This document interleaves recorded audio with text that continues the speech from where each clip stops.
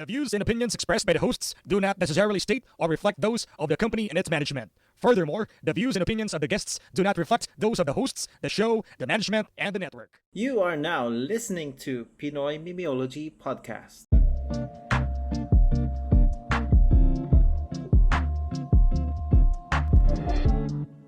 Yo, what's up? We're PMP boys at for this episode, wala ulit si Kwan dahil sa di Nandun siya. naasahan. Nandun ulit siya sa kislot. Oh, nandun na talaga siya sa kislot, man. Tayo na kinukop na siya doon. Gusto niya na yung time schedule nila na nagigising siya ng madaling araw. So, hi, I'm Lawrence, ang inyong friendly neighborhood. Ang nakakatawa dito, Lawrence, kasi etong episode na to ay hindi natin alam kung kailan marirelease. So, malamang bago to, si Kwan ay nandoon Oo. sa mga episode sigurado yan. natin. Pero ito ang sure, marirelease to bago ang eleksyon. Pakilala ka, boy. Cancer PH, ang patay na bata ng social media. APG. So, APG ang average Pinoy gamer na hindi naman daw gamer kuno. So, ayan. Yun lang. At syempre, this episode, kasi Ayan. sa mga listeners, sa mga ex-con, meron tayong isang episode na kinorek ata tayo ni Miss Teen, yung isa nating kriminal. Yes. Na which is kailangan namin. Nandiyan ba yung comment na yun, Lawrence, na ang akala natin, ang mga senator ay 12 lang. Oo, which is 24. 24 pala Oo, lahat in total. Oo, tapos parang seasonal lang sila. May dosing mawawala. Ano yung parang ano? Mm. At Survival. ang lakas nating asarin si Comelec girl na tayo rin pala ay hindi rin talaga aware na kung ilan ba talaga ang senator Oo. sa Senado. On our behalf, nakakahiya po kami. At bilang Pasensya na po bilang sa pang inyo. bilang pangbawi, Lawrence, naghatak tayo pare ng ano. From the depths of knowledge within politics in the Philippines. Yan pare. Iyong mapigit. Introduce ko lang siya ng English kasi siya ay respetado na. At sobrang hirap pag hindi to in-introduce ng respetado. Nakakatakot. Natatakot ako. Kasi, tangina. Alam mo yun, nahihirapan akong natsutsok ko kasi isa siyang profesor, nagtuturo at may prior knowledge sa batas at sa mga nangyayari sa ating bansa. Please welcome Sir Ken. Yun, Sir Ken, good evening po. Okay, magandang gabi, PMP at sa ating mga tagapakinig. So maraming salamat sa inyong binigay na introduction, pero ako'y gusto ko lamang itama ang aking credential. Ako po ay hindi expert sa politics. Ako ho ay isang instructor sa course ng nursing. So sa makatuwid, isa akong part-time faculty at isang part-time keyboard warrior. Okay. Yun namin. Doon tayo papasok sa keyboard Okay na. Yan, doon tayo papasok. Oo. Grabe ang keyboard warrior. Oo. Alam nyo, on purpose ko talaga ginawa yung intro na yun kasi tangin namin nasasabit ng eleksyon, naririnig na natin yung mga plataforma ng mga politiko. Naririnig na natin yung nakikita na natin yung mga signage nila.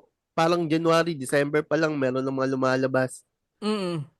Na which is, ano ba talaga ang kailangan natin para sa bansang ito? Sir Yun Ken, ang tanong, Sir Ken. May pag-asa pa ba ang Pilipinas? Oo, sa primary muna tayo. May pag-asa pa ba ang Pilipinas sa paningin ng isang keyboard warrior? Ang ganda ng title nga nito. Sa paningin ko, na since 2022, naging medyo active ako sa internet. Sa pananaw ko, I think medyo hindi. Sa ngayon, not unless super majority na ng voting population ay either mga millennials or mga Gen Zs, lalo na yung mga Gen Z. Pero sa ngayon, ilan ba ang figures ngayon ng mga generations pagdating sa voting population? Kasi medyo tagilid Tagilid pa rin. Pero may significant shift na nangyayari. So based dun sa mga kasama ko sa ibang mga good governance organization, marami ako nasalihan so far based sa mga connections ko Malayo pa din yung pagbabago, but there is already a shift on the direction. Kumbaga, nagbabago na unti-unti yung trend. So, at this point in time, sa 2025, mukhang malabo pa. But 2028 would be the game changer. Yan kasi yung magiging battleground eh. Let's 2028, know. which is ano yun? Presidential election ba yan? Presidential elections, oo. So, doon ako medyo pupusta. Medyo malakas tayo. Just continue on educating the public. Mm-mm. Pero sabi mo, Sir Ken, tama ba? Ang pagkakaintindi ko, ang majority ng mga botante ngayon, millennials, Gen Z at millennials ba? Tama? Hindi ko alam yung exact figures, pero the last time I checked, I think 63% yata. Gen Z? I cannot remember the real data. So, baka ma-fact check tayo. Again, disclaimer, that is based on an unrecalled and unverified information that I had. So, basta ang sa akin lang kasi nauobserbahan ko sa ganong age group, medyo may sense na botante. Hindi ko naman sinasabi na matalino or what, pero nag-iisip at may malasakit. Idealistic generation yung mga yan eh. So, let's see. Ngayon, meron ng improvement. Although, hindi, para sa paningin ko hindi pa sapat yan. Let's pray na may changes talaga. Ngayon 2025, pero I won't be expecting much. Pero yun din yung isa kong tanong na bukod nga dun sa parang sinasabi mo na may, 'di ba yung parang may chance na sila when it comes sa information. Saan ba dapat talaga tumitingin ang mga botante para alam mo yun, magkaroon ng information kung sino ang tamang dapat na iboto? Kasi 'di ba, parang last election ang ingay ng galing sa TikTok, galing sa mga political vlogger. Doon lahat umiikot kasi yun yung dominant na way of advertisement ng mga tumatakbo sa politika eh. Pero kung ikaw individual, halimbawa na lang ikaw Sir Ken, sabi mo nga keyboard warrior ka, kung ikaw individual, sabihin na natin labas ka dun sa TikTok, labas ka dun sa mga SOCMED, saan ba dapat talaga titingin ang isang botante para malaman kung karapat dapat yung tumatakbo sa posisyon? Para sa akin, kung ako tatanungin bilang individual, siguro yung primary source of information ko, I'll still get it on mainstream media. Although mainstream media, alam naman natin in the recent years, highly demonized talaga yan. Highly sirang-sira yan. Yung mga reputable na mga journalists, yung talagang mga veterano, yung mga talagang may kredibilidad, yung may code of ethics sa pagbabalita, highly demonized yan eh. May mga iba din talaga na sinasabi na kahit yung mga anti-corruption, medyo may doubt na rin sila sa mainstream media. So totoo naman kasi that mainstream media is not really perfect. May tendency talaga yung maging biased, there is no denying. But between those and yung mga bloggers, etc., I'll still choose yung mainstream media anytime. Pero kung ayaw nyo ng mainstream media, meron din naman tayong mga reputable kasi na mga personalities, mga educators, mga nasa academe, mga talagang established people na they're not part of the media pero meron silang mga blogs, meron silang mga Facebook pages nila na marami kayong matututunan eh. Kahit sa TikTok actually, kahit controversial na platform ng TikTok sa misinformation, may mga good sources of information talaga. Mga reputable experts, malilinis ang track record, makikita mo talaga eh. Kailangan lang talaga nating mabusisi kung sino ang reputable from not. Titingnan nyo lagi yung credentials, yung track record po niya, nung tao na yun. Doon pa lang, alam mo mapagkakatiwalaan. Ayun, Sir Ken, nabanggit mo na po yung track record. Sabihin na, Pilipinas tayo, madali tayong masilaw sa sa bare minimum ba kung tatawagin or less than bare minimum ng isang politician. Ano ba dapat yung yung Bare minimum. yung proper credentials kasi Magkano ba dapat ang tanggapin namin para kumiboto? Hindi, Hindi ba ba hindi. yun? Hindi ba ganun yun? Magkano ba natin dapat ibebenta ang boto? Hindi rin yun. Oo, hindi ganun.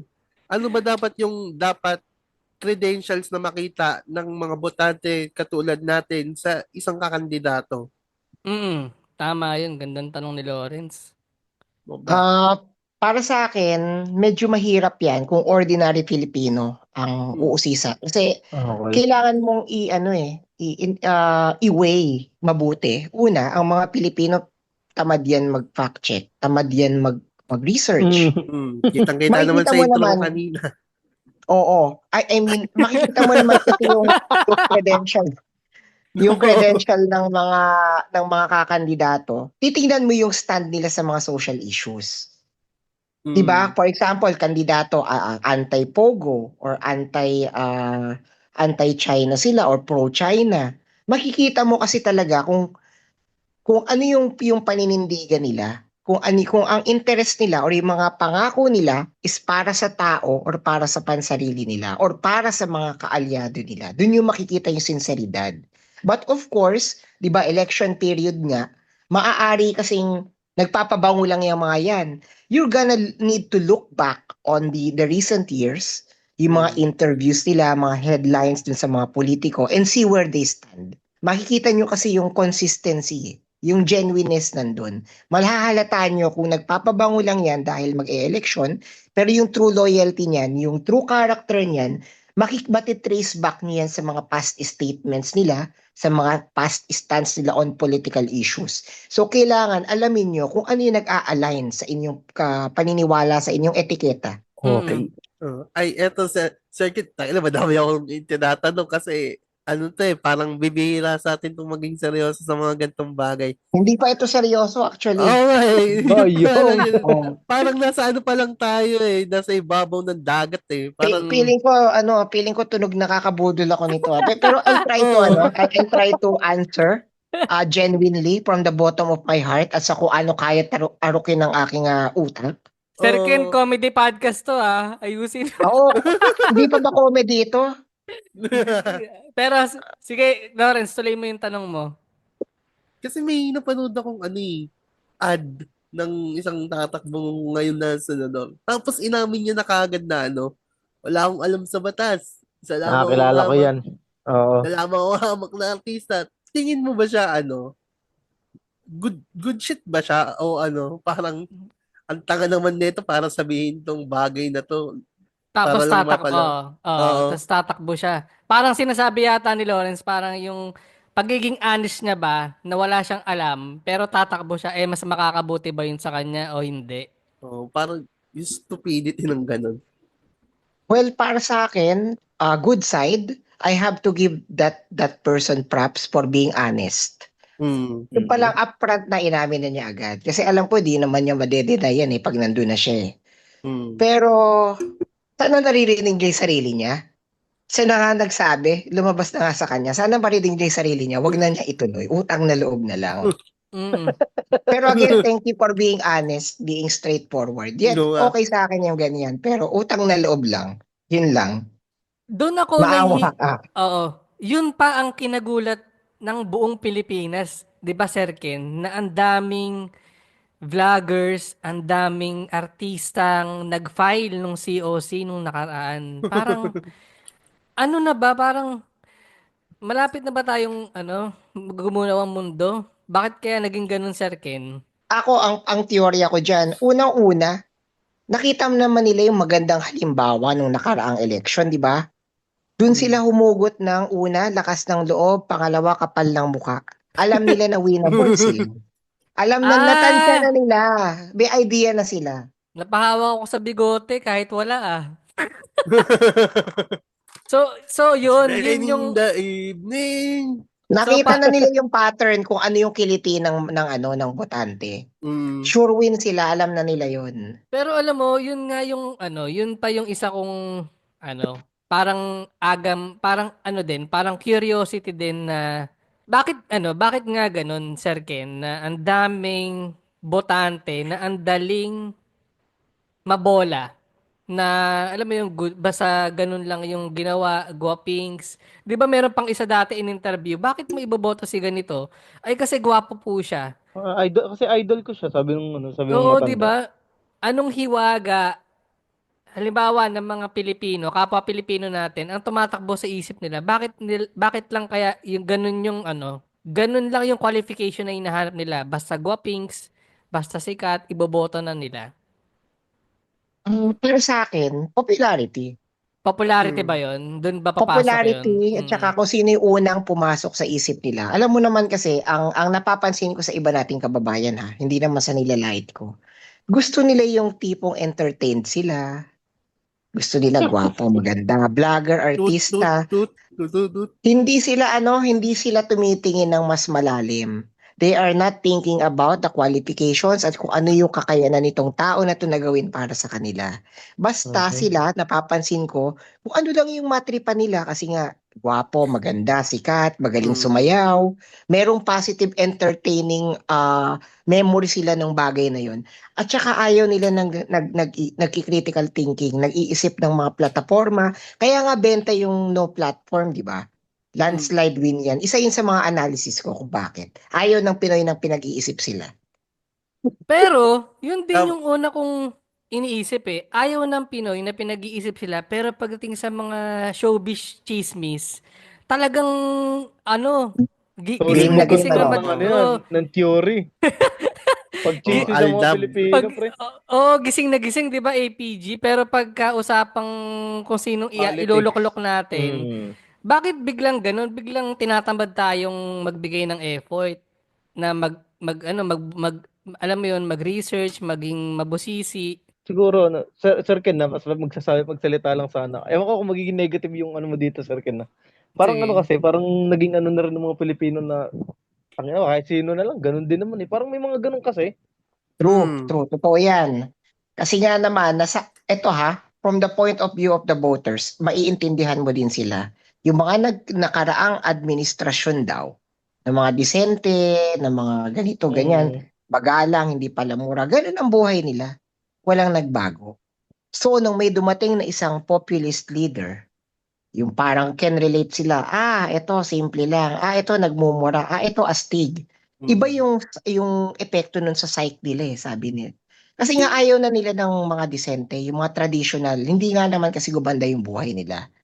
Kaya they opt to vote for yung mga unconventional, yung mga hindi qualified, someone that they could relate to Yun yung mga as normal sumasayaw. people. Mm.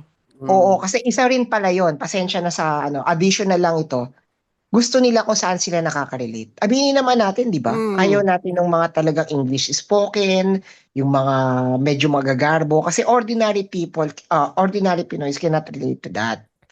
Gusto nila someone that they feel represented kasi na-empower sila.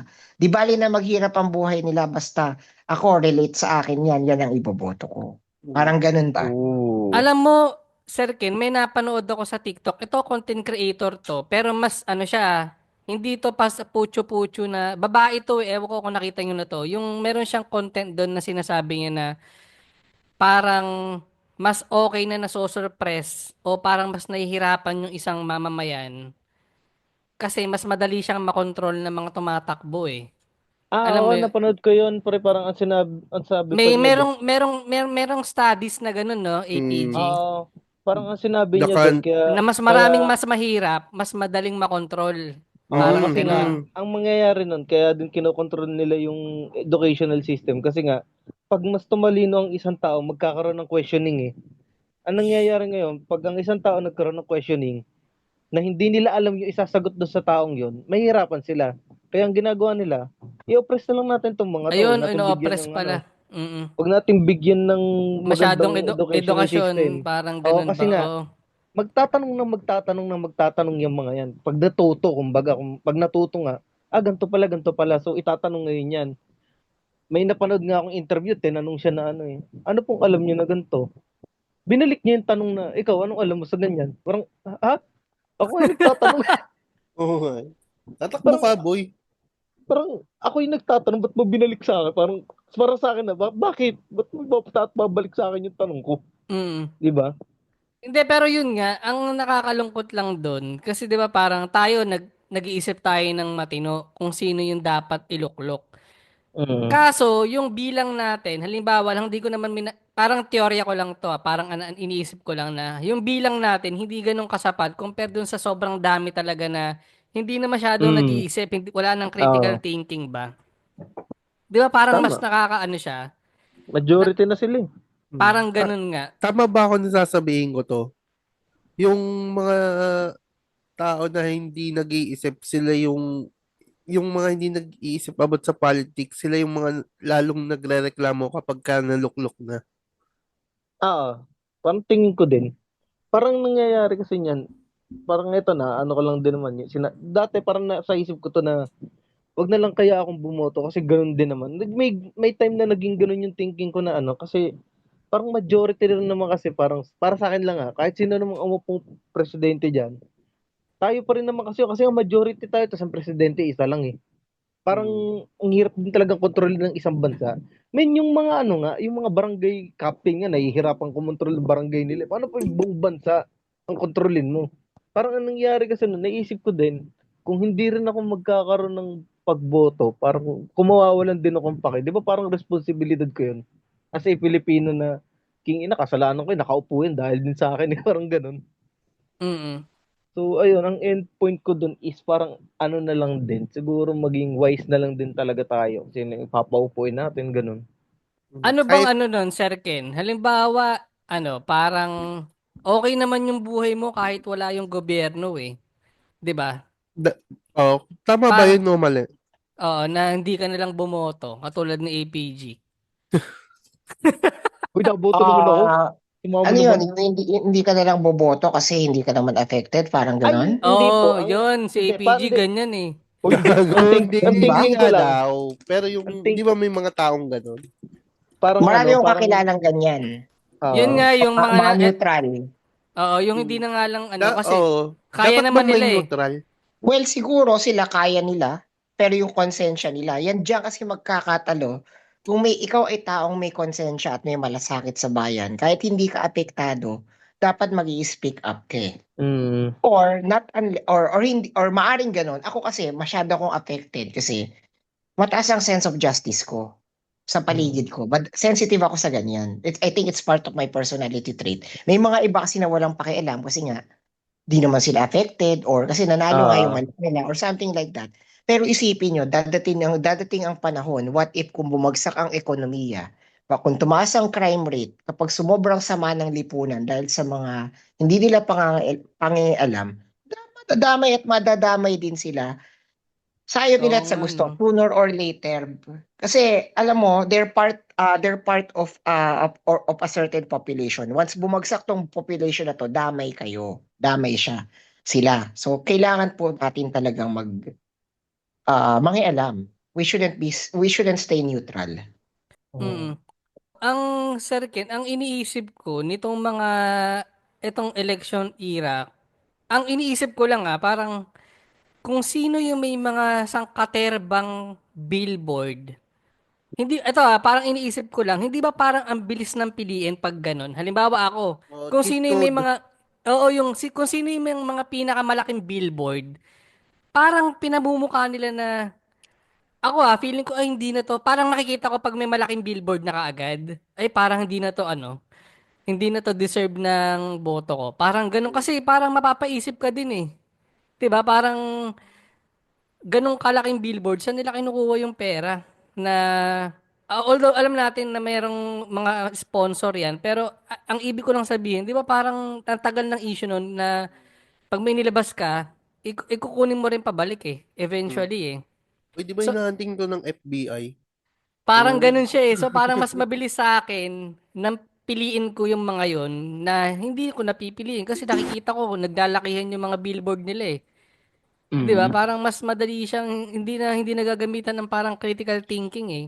Actually, naiintindihan ko yung sa point mo. Siguro nakaka-off yung ganun. Pero sa ordinary masses, effective yun. Parang Kasi recall, oo. Marirecall ka because yung mukha mo nasa lahat, nasa mga, ang lalaki ng billboards mo, nasa likod ng napakalakas na bus. tulong. So, kumbaga, sa atin, syempre matu-turn off tayo sa ganun kasi halata mo talagang hayok sa kapangyarihan. Ang daming nilabas na pera. Alam natin na, in our point of view, mabawiin nila yan eh. Pero sa ordinary masses, sa majority of the voter, it's the opposite. Matatatak yan sa isip nila, pagdating sa eleksyon, yun ang maaalala nila, hindi ko yung track record. Yung mukha nila ang maaalala nila. So talagang nakakalungkot nga lang isipin na effective yung ganun sa ayaw natin at sa gusto. Ay, certain, may naisip lang ako, bakit di yung mga wanted poster ng nila yung gawin nating malaking billboard no para mas maalala ng mga tao. Ay, di demand, patay tayo, yayariin tayo, hahantingin tayo ng mga Di ba kaya yung Diba? kunyari, di ba, sa DOJ, di ba, wanted si ganito. Di ba parang ang sarap niya Pwede natin gawin yan. Pero sa social media nga lang. Ay, hindi Kasi di ba pwede. sa social, oo. Sayang. Sir Eh, Ken, meron, Sir Ken, halimbawa, Tapos may nakalagay wanted, Chuchu Chenes, kaso wanted by the FBI. Tapos sa pinakailalim may nakalagay donated by DOJ and friends. paano pagka lahat ng ayaw mo ay nanalo? Ay, Saang oo bansa nga. mo pipiliing lumipad kung may pagkakataon, Sir Ken? sa walang maayos sa mundo ngayon. Yan. Ay, Walang totoo ba? maayos. Totoo yan? Wala talagang posibilidad na lugar na bansa na pwede mong liparan? Sa ngayon, kasi di ba nga dapat palipad ako ng Canada. Mm. May issue Ay. ngayon ng Canada. Ay, oo, yung kay Tarampong. At saka yung cost of living doon malala. Kasi nga affected Oo. sila ng mga nangyayari sa buong mundo. Mm-mm. Kung ako tatanong, ilang beses ko na naisip yan eh. Saan ko isisiksik yung lugar ko? Saan ako makakahanap ng peace of mind na, di ba nga, sabihin natin, worst case scenario sa Pilipinas. Wala eh, kahit saan ka tumingin. May issue sa Russia. Pag sa UK, may issue sila sa Russia. Ganun din sa mga Nordic countries. Sa US naman, mas lalong malala. Wala kang makikita. Parang ang last surviving instinct mo na lang is hanapin yung may least affected. Oo. Siguro kung meron talagang list na yon, dun pa rin ako, Nordic nations. Or sa Australia, maybe. Yung ang problema lang sa Australia, yung mga nila, kahayupan eh. Pre, iba kasi yung True. mga nila, mga animal nila. Oo, yung mga animal lang. Sa Pilipinas ka, dami ng animal eh, di ba? Oo. Sa politika, Sabagay. ano pang epekto Sabagay. nun ng mga wildlife nila doon? Wala sila, baga na yan, easy mode na sa atin yan. Tangina, malaking Parang gagamba. Naka-extreme na tayo dito eh. Parang Oo. basic na yun eh. Oo, malaking Oo. gagamba. Pucha, basic Dito yan. kami, Tangina, dami meron nating kami. crooks eh. Oo, diba? ang dami Anong- na buhay. Anong opinion mo dun, Sir Ken, sa mga naglalabasan ng mga hindi aware?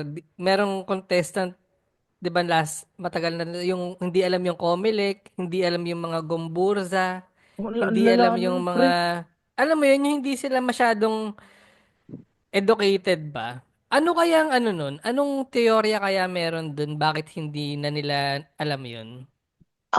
May teorya ako dyan. Una sa lahat, nagkakaroon tayo ng education crisis. Sabi ko na Ang pangalawa, maliban dyan, lahat ng tao tutok sa social media. Ang attention span at reading comprehension, lalo na ng mga kabataan ngayon, is napakababa. Napakaraming distraction, puro memes. Hindi ko lang sinasabi na masama yung mga ganun. Pero oversaturated na tayo eh. So lahat ng tao, imbis na mag-aral, puro social media sila. Gusto nila entertain. Kasi accessible ang social media. Kinakain Lahat, yan ano yung naman. space. Oo, so nakakagulat na nakakalungkot yung mga Gumbursa, yung mga Comelec, yung mga basic. Busy tayo kasi sa mga trends, ang mga tao ngayon. Busy sa mga walang kapararakang mga trends. Yung sa Showtime, Masyado yung na- nag-masters oo. degree, yung sa Showtime, yung nag-masters degree, no? Sino ang kauna-unahang Grabe yun, pre. babaeng presidente? Yan ang tanong natin kay Sir Ken, kung alam niya ba. Trick Nakita ko yung issue na yon. So, independs yun naman dun sa tao na yun. Kilala ko yung, not necessarily kilala, pero na-check ko yung background dun. Tsaka nakita ko nabasa ko yung statement niya. Ano naman yun sa kanya? Lalaki yata yun eh. Lalaki yung statement. Na ano siya nun, parang kabado na excited siya nun. Slip of tongue. So, aminado naman siya nun, pero nabash siya sa social media. Pero ang alam ko nangyari, alam niya yun eh. Alam niya yung sagot, pero ikaw ba naman ang contestant? So, Na-choke siya. Okay. oo, Sabagay. na-choke siya Tapos, doon. Tapos Tetestingin natin may kay Sir Ken kung pwedeng Nako, itanong yan. Sino ang kauna-unahang babaeng presidente ang naka-neck brace? ah, Grabe, ang generic. oo. Oo, yun oh, na, di ba bawal tayo magbanggit ng pangalan? Ayun, mag-I am sorry ka na lang. Oh, I am sorry, I cannot answer that. Okay. Yan. Pero siguro nga baka nga talaga, which is ganun din yung ano yung Comelec girl eh. Sinabi niya na blanco lang din siya eh. Oo, nagpaliwanag naman siya noon na pasensya na kasi na-choke lang daw siya pero alam niya yung sagot.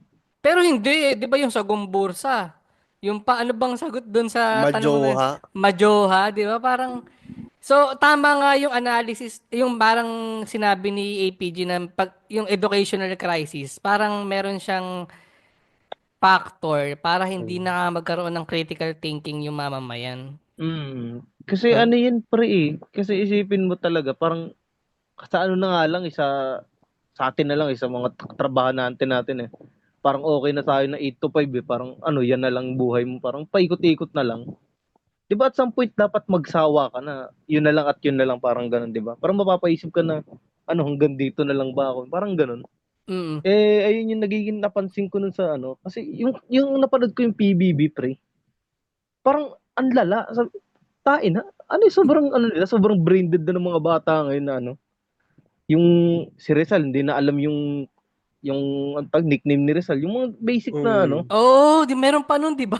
Yung meron nga nun, yung tinatanong kung sino yung nasa mukha, hindi na nila alam kung sino si Jose Oo, Rizal. kung sino yung nasa piso, yung mga ganun. Parang sobrang lala naman na yata nun. Imposible Natry, kasi na ano yun, imposible pa rin na hindi tinuturo sa school. Siguro tinuturo tapos hindi nila iniintindi. na-trigger ako dun sa Majoha eh. Gawa nung ano eh. More on Grabe. favorite subject ko nung elementary ako yung history eh. So, Majoha, puta. Mm.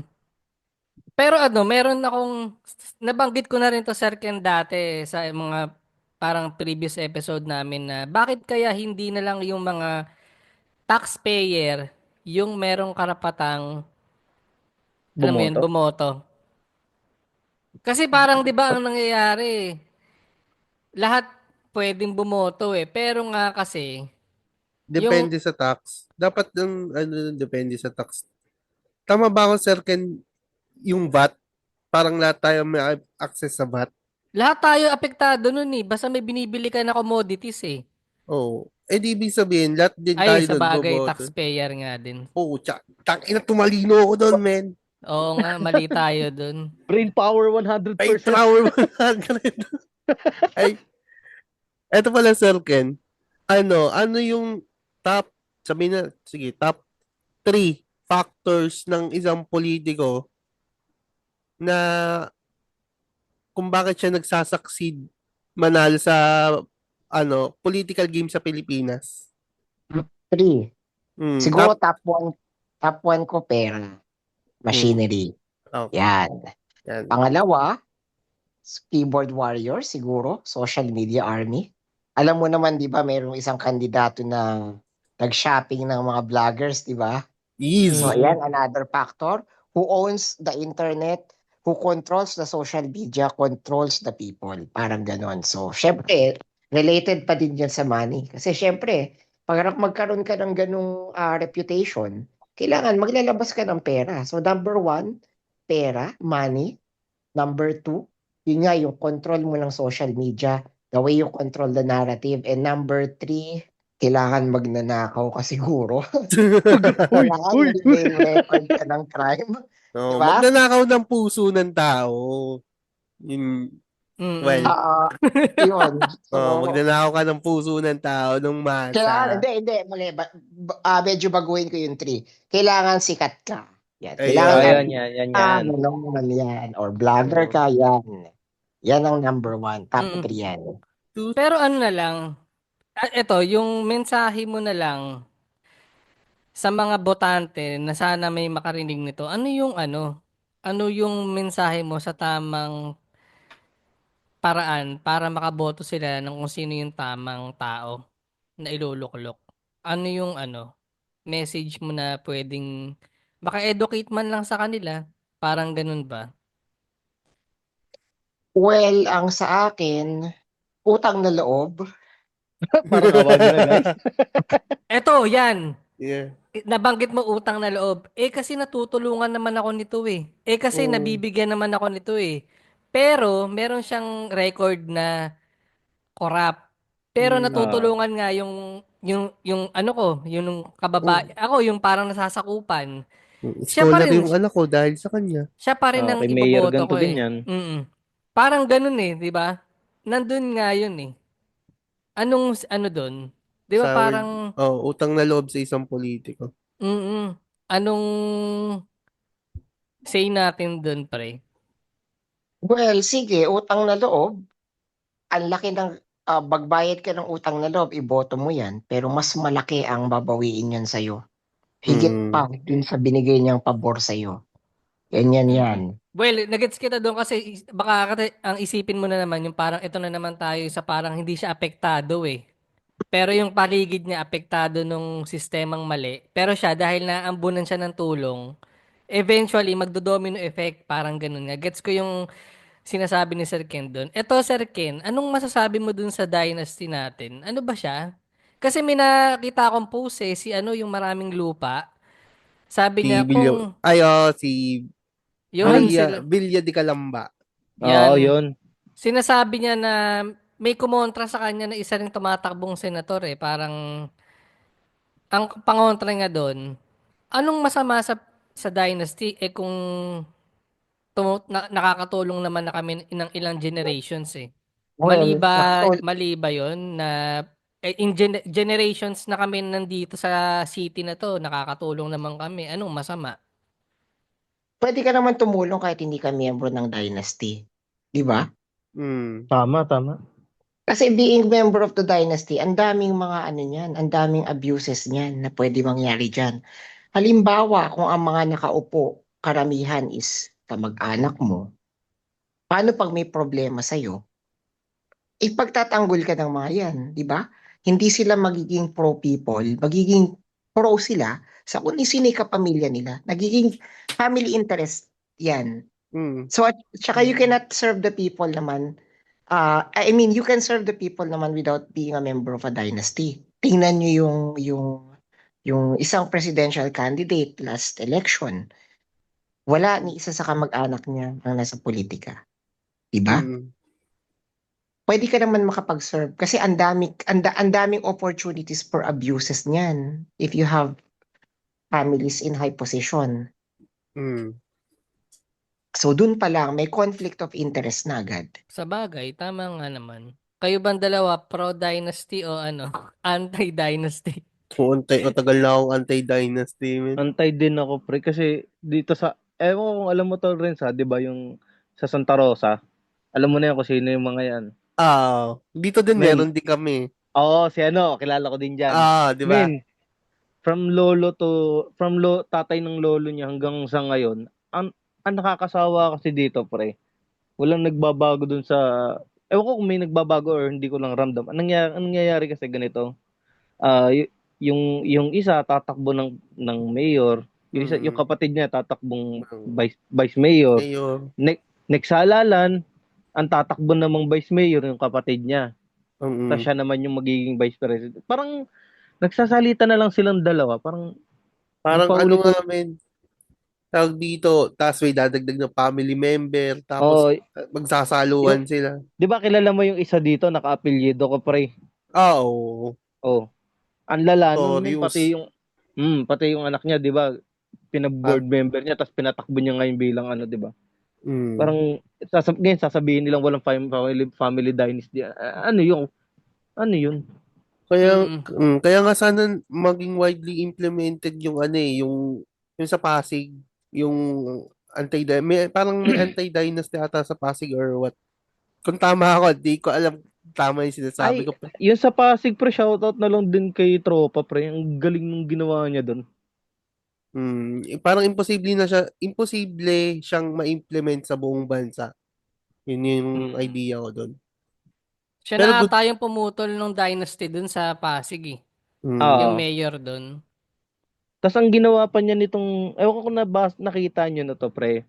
Merong mga bandera na nakalagay na pangalan niya, tapos donated by ganto ganyan. Nagalit siya. Parang pinatanggal niya yata, tama ba? Oo, yung mga ano, no? May mga banner na pangalan niya yung nakalagay ni Mayor. Parang pinatanggal niya lahat na ayaw niya daw ng ganun kasi nga ang lalabas parang pera ng taong bayan yung ginagamit. Ayaw niya daw ng ganun. Mm. Which is Eto na totoo lang, naman. tama naman sa pera ng bayan. So, dapat sa bayan siya magpasalamat. Parang ganun. Mm. Ang tanong ko, Sir Ken, sinong ano? Siguro may last na tanong ba kayo? Ako last na tanong ko na to eh. Sino bang, Sige, may tanong din ako mamaya na. di ba lagi naman tinatanong to eh, sino bang karapat dapat na presidente ang hindi nangyari? Sa mga history natin na tumatakbong presidente Kahit noon. mga sinuunang panahon pa. The president that, ano yun? Ano yung, The greatest president that we don't have. yan, that We we never never had. had. We never had. Si Miriam. Oh, yun. Miriam. Miriam talaga pare. Solid yun. Miriam. Yun talaga yung pamantayan eh, no? Na dapat ganun klase ng tao yung naluluklok eh, no? Oo. Pero kasi Iron ang Tiger kalaban of kasi ni, Asia. ni Miriam talaga doon, 99% parang galit nga din sa kanya lahat eh. Kasi na parang nangyari noon, sinusupalpal niya lahat na eto merong ipapakitang sabi natin ebidensya yung isa. Parang sinusupalpal niya na parang sinasabi niya na sa tingin niyo ba bago ako dito sa laro niyo? Parang ganun. I mean, mas matindi yan nung impeachment ni Oo, ni, napanood mo rin ba yun? ni Supreme Supreme Court sa attorney matanda, binarabaran niya. Mm. May isa pa nga doon na parang tinanong si Miriam na ano ba yung tanong sa kanya na parang hindi po ba kayo natatakot? In-interview siya yata na parang hindi po ba kayo natatakot sa kasi parang lahat talaga sinusupalpal niya doon sa batas na ilang taon ako dito sa nakaupo dito. Alam ko yung galawan niyo. Parang ginanon niya. Tapos parang may nagtanong sa kanya na hindi po ba natatakot para sa sarili niyo? Parang nag-aalmusal nga ako ng death threat eh. Parang normal na lang na araw sa akin yun eh. Parang hindi na bago sa akin yun. Yung ang gusto ko din talaga, parang gusto ko para sa akin parang kung may tatakbo na ganun, parang 100% iboboto ko talaga. Kasi nga yung paninindigan niya bilang Pilipino, hindi talaga hindi talaga nawala eh. Parang dadaling ko hanggang hukay ko to. Parang mamahalin ko yung Pilipinas hanggang libing ko, parang gano'n. Ay, ito Sir Ken, maglalas na din pala ako. Di ba tama ako Sir Ken na nabanggit mo kanina na sa sektor ka ng Education. education tsaka ng pangkalusugan. Tama? Oo. Oo. Yung mga party list na kumukuha ng representative Uy, na totoo na hindi naman nila, yung parang wala silang alam tungkol dun sa Oo, hindi naman jeepney driver, hindi hindi naman naman jeepney naging driver, hindi naman ang tawag dito. nagde-deliver ng tangke. Di ba may ganun Oo. pa? Hindi naman Tapos nagde-deliver ng LPG. Tapos yung feeling ko, yung kaya nilang sagutin lang yung basic question na kunyari, anong nire-represent ng party list nire-represent mo sa party list na to? Tapos yung kaya lang nila sagutin, yung parang basic lang. Ano masasabi mo dun? Para sa akin, flaw yan kasi. Isa yung fundamental flaw ng party list system. Na instead, ang party list system kasi, it was established to ensure that sectors in society are well represented. Yun nga nangyayari, na-bastardized na, nagiging breeding ground yan for corruption. At para makapasok sa politics, yung mga tao na hindi naman nila nire-represent talaga yung sector. So, para sa akin, siguro mabibilang ko lang sa daliri kung ilan yung mga talagang legit na mga party list system. Wala tayong magagawa kasi that's a flaw in the party list system. Ilan ba ang party list dapat pagka ganito sa Pilipinas? 3-2. Pasensya na po dun sa biglang sumingit. Di po Mm. namin siya kilala. Anyway, Sir Ken, balik po tayo dun sa tanong, ilan po ba dapat ang party list na iboboto or iluluklok sa buong Ano ba yan? Sa Kongreso ba yan, Sir Ken? Yeah, sa Congress, Mm. ang mga party list. House Uy. of Representatives. Kaya siya tinawag na House of Representatives. Kasi Dahil, representation, party lists. Medyo hindi ako particular sa Kung ilan specific. yung... Oo. Oo. Baka Pero, ma-fact check na naman tayo. oo. Hindi kasi May natanong ko kasi kanina sinasabi ni Sir Ken nga na yung popularity ng isang tao ay malaking factor para manalo. May nakita akong Ah, may nakita akong tarpaulin ng isang party list. Tapos yung kinuha nilang parang poster boy is isang famous na vlogger. heartthrob. Hindi, heartthrob. Hindi pa pala yun. Iba pa pala yung Oo, sinasabi yung ko. sa kulay orange. Tapos, Mm. nire-represent natin nung party list is construction worker. Tapos, nag-construction ba to? oo, may ganun, no? Meron nga, yung, di ba yung dati nga, yung hindi naman naging jeepney driver, pero parang party list ng mga jeepney driver yung inaano, parang hindi accurate eh. Hmm. Ikaw, IPG, may tanong ka pa? Ayun, tanong ko lang naman, Sir Ken, ano masasabi niyo dun sa mga nag-endorse ng party list dahil sa pera? Ayun. May ano ba sila? May specific silang pwesto sa impyerno, tama po ba? wag. Impyerno agad. Well, para sa akin, yung gaya nga ng latest post ko today, ang sinabi ko doon, when money talks, principles are silent. Everything Hmm. is money. Pera-pera. Benefits, hindi lang siya monetary, pwede din siyang mga non-monetary like connections, endorsements, kumbaga opportunities for better life. Ganun na kasi ang kalakaran sa mundo natin ngayon. Parang, Masyado ng cheap ang halaga ng prinsipyo. Pera-pera Okay lang po. yun. So, ibig sabihin, don't hate the player, hate the game, parang ganun. Hindi hate the player as well kasi binebenta nila yung prinsipyo nila. Yung mga taong yun Okay. naman, di naman sila yung mga endorser naman na yun, hindi naman kahit isang tuka, hindi naman sila kagaya ng Opo. ordinary people na walang choice. They have a choice, pero they still decide to throw away their principles. Opo. Hate the Ibig player as sabihin, well. Opo. Ito ibig sabihin, yung specific na taong kilala, na alam kong alam nyo din to, Cancer eh. Yung nag-endorse ng party list dahil sa Oo. 50M, tapos walang specific na, na, ang tawag doon? Plataforma. Walang specific na plataforma yung party list na yun. Nung tinanong sila, parang nagtititigan yung mga member, parang, ano sabihin natin dito? what? Parang, Mm. parang na-choke na rin sila kasi nga, gawa nga nun, kasi nga, wala talaga silang plataforma, tumakbo lang dahil siguro sa pera na lang din. Parang, parang naasar lang din ako. Kaya nag-unsubscribe ako sa kanya, sa lahat ng ano. Kahit ako Pera eh. talaga eh. Pera-pera. Pera-pera lang Pera-pera yan. dun. Ikaw, Sir Ken, magkanong perang halaga ang prinsipyo mo? Ako? May ano po ba? May bayad Tapos po ba pag yung narinig prinsipyo to niya? ng isang Yung, politiko, yung vlogger, iko-contra. 50M eh. Magkano bang halaga pwede nating bilhin ng mga boto nyo? Pare, ako masaya na ako sa 10 million, Lawrence. 10 million sa'yo. Ako, gusto ko ng 3 franchise ng fast food. Oh, so mga 20M ang isa nun eh. So 60M. Medyo mahal ka. Ikaw, APG.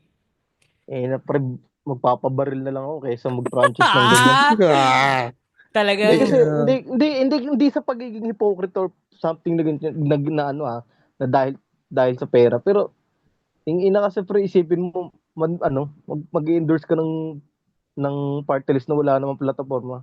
Men, ikaw, nandun ka sa tuktok kasi nga may pera ka na nun, parang easy money na yun, buhay na yung pamilya mo. Men, yung mga natin, mga tropa natin na kababayan natin na wala namang idea kung paano gumagalaw yung pera, yung mga batas. Men, sila yung mahihirapan, sila yung nasa pinaka-bottom bracket ng hierarchy. Parang, parang ikaw, okay ka na kasi nabigyan ka na ng 50M. yun, APG para sa Senado. Hindi kasi, men, Tatanong natin si Sir Ken, meron ba siya may napipiga ka amount po ba? amount na bibigay ang Ini-imagine ko iyong din yan. ikaw ang But mm. I'm entertaining the thought actually. May siguro Uy. 20M. Yun. di ba? Tangin naman. Meron pa rin eh, di ba? Meron pa natin rin. tapusin yan. People Gusto mo doon bang ba? i-promote yung ano mo? May personal page mo, Sir Ken, para doon na natin Um, tapusin, pare. Money, Wala money, akong money. personal page. Hindi, ang ganda ng mga sinabi, bibigay din pala sa 20M. Hindi, masarap imagine, no? Pero Oo. syempre, prinsipyo muna. Naalala ko yung kay Malupiton yung biglang dila no? PG, wag kang hipokrito. Niloloko mo kami dito. Pero yun, sa Hindi, mga pre. listeners, kung natripan nyo ang episode na to, ay, yun, pare, mag-decide kayo para sa sarili nyo. Tama si Sir Ken, educate yourself, pare. At hindi, Bot- biro-biro lang yung dun sa, yung sa pera. Pero ito lang ang masasabi ko sa mga voters Hindi, natin. recorded na yun eh. Oh, sige. Touch move eh, touch move. Oh, game. Ang sabi ko dun sa mga botante sa atin, it's up to you, the ball is in your hands. Ngayon, ano gusto nyo? Future? Or you're thinking of the current or short term or yung long term para sa mga anak at apo ninyo? Nasa inyo yan. Dala-dala nyo yan. The ball is in your hands. Tama, baka 2028, hindi natin sure kung nandito pa tayo at nagre-record. Hindi, ano ba? Yun ba? Last na tanong ko, kailangan ba talaga nakadepende tayo sa China? Hindi. Ang dami nating made in China eh. Lahat ata ng gamit natin made in China eh. Hindi na ano lang siguro yung gawa ng pag-export nga ng gamit. Kasi hindi ko sasabihin malapit tayo sa China. Parang sa tingin ko lang naman, kasi majority ng mga business pa na top dito sa Pilipinas, ang inchik talaga, parang kinolonize na nila yung business dito. Sa bagay. Hindi, yung mga child laborer. Pero So, yun. ang maganda kasi sa mga inchik, pre, yung mindset nila na kahit tumubo ka lang ng bitching, okay na ako, parang gano'n. Yes! Parang, Yung mga Chinoy yun, men. Mga Chinoy. Yun hindi, talagang yung mga Chinese din talaga, yung full blood na Chinese, men. Pag pumunta talaga sa kasi yung tropa ko, pre, galing China nung nakaraan, kinukwento sa akin na nakipagbaratan daw talaga yung mga inchik na dalawang part ng parang, sige, bilhin mo na yan. Pati anak ko gusto mo, parang dalhin mo na, parang ganun. Baka yung mga citizen yun. Baka malay natin yung iba doon, galit din sa gobyerno nila, no? Hindi natin sure. Pero ang sabi ng tropa ko nga, siya, sobrang magkaiba talaga nung mainstream media na pinapanood natin sa about China. Kesa dun sa pag nandun ka na daw, parang gano'n. So, yun na lang, pare. May gusto ka bang i-shoutout? Grabe yung ending mo, pre. Pablip na lang doon, Miss Ibon. So, Sir Ken, may last message ka ba sa mga para magkaroon naman tayo ng critical thinking at tumali-talino naman kami? Last na. Pagod na ako mag-message. Wala namang Wala bago. Bahala kayo sa buhay nyo. Yun lang. sana magbago na kayo. Yun lang. Genuine call. Yun. Ingat na lang sa biyahe sila, no? Oo, ingat na lang sa biyahe. Pero yun. So, yan. Follow nyo kami sa Facebook, Instagram, TikTok. At kung natripan nyo yung episode na to, pakirate ng 5-star. Ito ay ano lang naman. Dahil gusto lang namin maging relevant. Kasi malapit ng election eh. So, yun. Ano pa ba? APG, may gusto ka bang i-shoutout? Siguro dun sa nag-endorse ng 15. Yun sa 15 nga. Ang nag-endorse ng party list. Pre, iniyakan kita king ina mo.